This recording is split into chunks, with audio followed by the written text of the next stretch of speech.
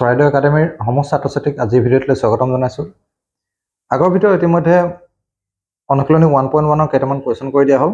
তাৰে question number 5টো তোমালোকৰ কাৰণে এৰি দিছিলোঁ, তোমালোকে পাৰিলে কৰি চাবা, যদি নোৱাৰা মই নেক্সট টাইম আকৌ কৰি দিম। আৰু নেক্সট থাকি গ'ল কুৱেশ্যন নম্বৰ 6 আৰু 7। এই কুৱেশ্যন দুয়োটাৰ কাৰণে আমি যে কুৱেশ্যন নম্বৰ 3 যেনেদৰে কৰিছিলোঁ গসাউ নিৰ্ণয় কৰিছিলোঁ, ঠিক একেধৰণে গসাউ নিৰ্ণয় কৰিলে আমি তাৰ উত্তৰ পাই যাম।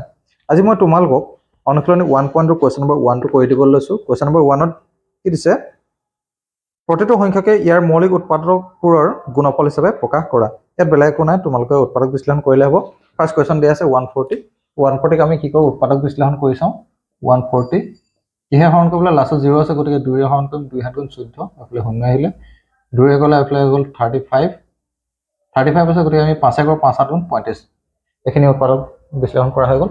তেতিয়াহ'লে ইয়াৰ চলিউশ্যনত আমি জাষ্ট লিখিলে হ'ল 140 ইজ ইকুৱেল, আমি কি পালোঁ 2 × 2 × 5 × 7। যদি এনেদৰে লিখিবলৈ টান পোৱা তেতিয়াহ'লে এইটো লিখিব পাৰে 2 স্কোৱাৰ লিখিলে হ'ব, যিহেতু দুবাৰ আছে, গতিকে 2 স্কোৱাৰ × 5 × 7। ইয়াৰ আনচাৰ এনেদৰে তোমালোকে লিখি দিলে হৈ যাব। নেক্সট কুৱেশ্যন দিয়া আছে 156 দি আছে। 156ক আমি উৎপাদক বিশ্লেষণ কৰি চাওঁ। 2ৰে কৰিবলৈ 2 7 গুণ 14, ইয়াত থাকি গ'ল 1, 2 8 গুণ 16, 2ৰে কৰিলে 2 3 গুণ 6, 2 9 গুণ 18, 3ৰে কৰিবলৈ 3 13 39, ইমানটা সমাপ্ত। তো 156 মানে কি লিখি দিব পাৰোঁ, 2 স্কোৱাৰ, যিহেতু 2 দুটা আছে, 3 × 13, মানে তোমালোকৰ উত্তৰ হৈ যাব। নেক্সট আৰু 3টা আছে, তাৰে আৰু এটা কৈছোঁ 3825, এইটোকে কৰি দিছোঁ 3825। ইয়াকো আমি উৎপাদক বিশ্লেষণ কৰোঁ 3825।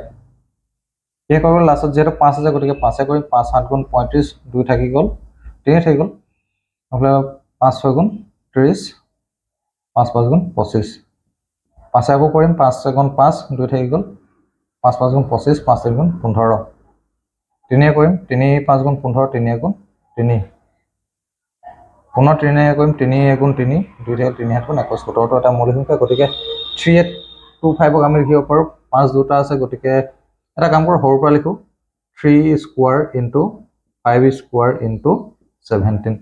এনেদৰে কৰিলে তোমালোকৰ হৈ যাব। নেক্সট আৰু দুটা থাকিলে এইকেইটা তোমালোকে নিজে কৰি চাবা।